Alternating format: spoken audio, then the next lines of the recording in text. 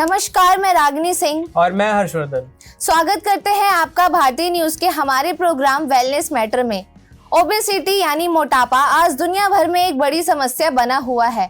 हर दूसरा व्यक्ति अपने मोटापे को लेकर परेशान है। विश्व स्वास्थ्य संगठन यानी WHO के हिसाब से 1975 के बाद दुनिया में मोटापा 3 गुना बढ़ा है। दुनिया भर में 800 मिलियन लोग इस बीमारी के साथ जी रहे हैं, जबकि लाखों लोगों को इससे प्रभावित होने का खतरा लगातार बना हुआ है। एक नई रिपोर्ट में पाया गया है कि पिछले 30 वर्षों में मोटापे के रुझान में काफी बदलाव आया है। शोधकर्ताओं ने पाया कि मोटापे की दर में भारी वृद्धि हुई है। अब 1 अरब से अधिक लोगों के मोटापे से ग्रस्त होने का अनुमान है और कम वजन वाले लोगों की संख्या में कमी आई है। रिपोर्ट में 1990 से 2022 तक के 3663 अध्ययनों पर गौर किया गया है और इसमें कुल मिलाकर 222 मिलियन लोग शामिल हैं। 1990 के बाद से मोटापे से ग्रस्त लोगों की संख्या में काफी वृद्धि हुई है। कैसे प्रभाव कर रहा है मोटापा भारत को, जाने हमारी रिपोर्ट से। अन्य देशों की तुलना में भारत देश में मोटापे का पैटर्न कुछ अलग है। भारत में प्रमुख रूप से पेट और पेट के अंदरूनी अंगों में जमी चर्बी रूप में मोटापा पाया जाता है, जिसके पीछे खान पान की आदतें मुख्य रूप से जिम्मेदार है। साल 2022 में भारत में कुल 1.25 करोड़ बच्चे जिनकी उम्र 5 से 19 वर्ष के बीच में थी, मोटापे के शिकार थे। इसके अलावा 2.6 करोड़ पुरुष और 4.4 करोड़ महिलाएं मोटापे से जूझ रहे थे। यह संख्या वयस्कों के 1990 के मुकाबले 2 गुना अधिक और बच्चों में 4 गुना अधिक हो चुकी है। लड़कियों और लड़कों के मोटापे की श्रेणी से प्रसार मामले में भारत 2022 में दुनिया में 174वें स्थान पर था। वयस्क महिलाओं में मोटापे की दर वर्ष 1990 में 1.2% से बढ़कर वर्ष 2022 में 9.1% हो गई है और इसकी अवधि पुरुषों में 0.5% और 5.4 हो गई है। आखिर क्यों ले रहा है मोटापा एक महामारी का रूप? मेडिकल टर्म में बात करें तो मोटापे का संबंध ऊर्जा की उपभोग से है। अगर हम कैलोरीज को बंद करने की तुलना में इसका ज्यादा उपभोग करें तो वजन बढ़ेगा। इस एनर्जी को सरप्लस कहते हैं। 1960 के आसपास दुनिया में प्रति व्यक्ति कैलोरीज पूर्ति 2200 थी, जो 2016 में बढ़कर 2800 हो गई और भारत में इसकी मात्रा लगभग 2500 है। ज्यादा फैट वाला खाना खाने से शरीर में चर्बी इकट्ठा हो जाती है और वह धीरे धीरे मोटापे का कारण बन जाता है। इसके अलावा लोगों का ज्यादा एक्सरसाइज ना करना, कम एक्टिविटी करना भी मोटापे का कारण है।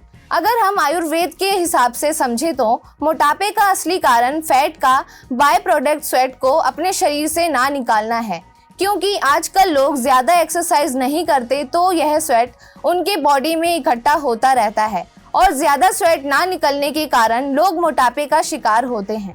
उम्र बढ़ने से मांसपेशियों का द्रव्यमान कम हो सकता है और चयापचय दर धीमी हो सकती है, जिससे वजन बढ़ाना आसान हो जाता है। पर्याप्त नींद ना लेने से हार्मोनल परिवर्तन हो सकते हैं, जिससे आपको अधिक भूख लगती है और कुछ उच्च कैलोरी वाले खाद्य पदार्थों की लालसा होती है। गर्भावस्था के दौरान वजन बढ़ने की तरह इसे कम करना मुश्किल हो सकता है और अंततः मोटापे का कारण बन सकता है। आखिर क्या है ये ओबेसिटी एपिडेमिक? तो आइए जानते हैं हमारी रिपोर्ट की मदद से। फैट, ओबे से ओवरवेट हिंदी में इन सबको मोटापा बोला जाता है, पर असल में यह सब एक नहीं। ओवरवेट होने की स्थिति में शरीर में फैट या चर्बी बढ़ जाती है, लिहाजा इंसान मोटा दिखने लगता है। इस कंडीशन में शरीर का वजन भी बढ़ता है, इसलिए इसे ओवरवेट भी कहा जाता है। पर ओबेसिटी शरीर में बहुत समय तक फैट जमा होने के कारण होती है। इसमें कई बीमारियां जैसे डायबिटीज और यहाँ तक कि हार्ट की बीमारी का भी खतरा रहता है। यह इंसान की रिप्रोडक्शन की क्षमता को भी प्रभावित करता है। हड्डियों में समस्या से लेकर ओबेसिटी आपके सोने और काम करने की क्षमता पर भी असर डालती है। मोटापे से हमें और भी कई तरीके की बीमारी हो सकती है, जैसे ब्रेस्ट कैंसर, फैटी लिवर, दिल की बीमारी, हाई कोलेस्ट्रॉल इत्यादि।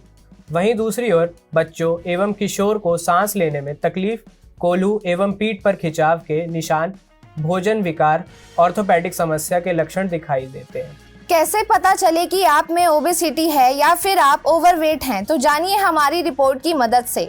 एक इंसान को ओबेसिटी है या ओवरवेट ये पता करने के लिए बॉडी मास इंडेक्स यानी BMI निकाला जाता है। BMI निकालने का एक फॉर्मूला है जिसमें शरीर का वजन को किलोग्राम पे नाप कर उस व्यक्ति की हाइट से डिवाइड कर दिया जाता है।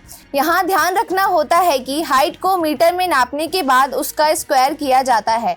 आमतौर पर 4 तरीके के BMI वेट होते हैं। अगर बॉडी मास इंडेक्स 18.5 से नीचे आता है तो इंसान अंडरवेट कहलाता है। अगर BMI की संख्या 18.5 से 25 के बीच आती है तो इसका मतलब शरीर स्वस्थ है, पर अगर यही संख्या 25 से 30 के बीच में आती है तो इंसान ओवरवेट कहलाता है, और अगर BMI 30 से ऊपर हो जाता है तो मतलब आप ओबेसिटी की चपेट में हैं। अगला प्रश्न ये है कि कैसे करें अपना वजन कम जब आप मोटापे के शिकार हो।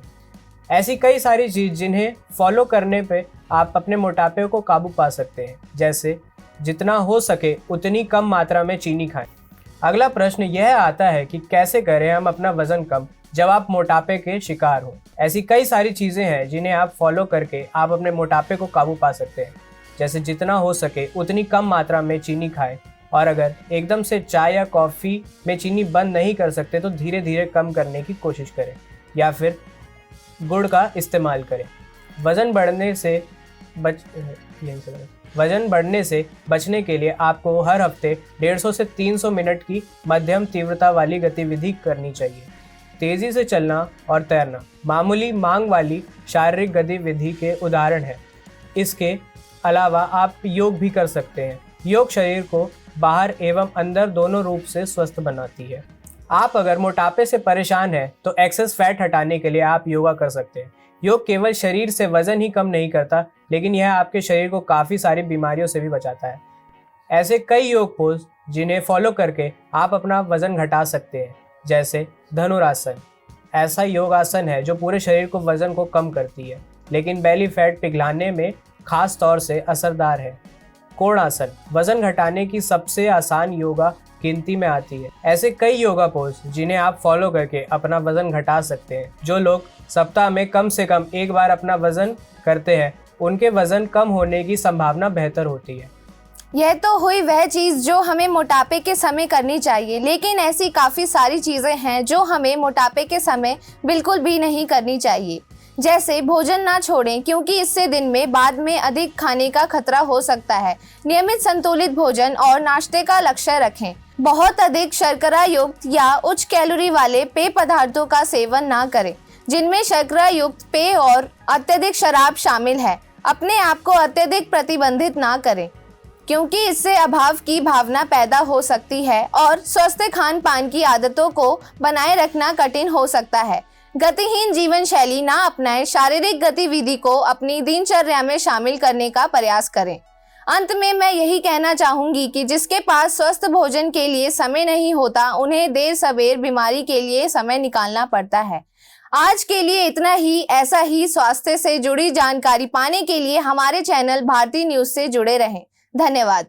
बस अभी 12th खत्म हुई थी और अब आधे से ज्यादा टाइम ये सोचकर निकाल देते हो कि which career to choose. Well, in that case I got you covered.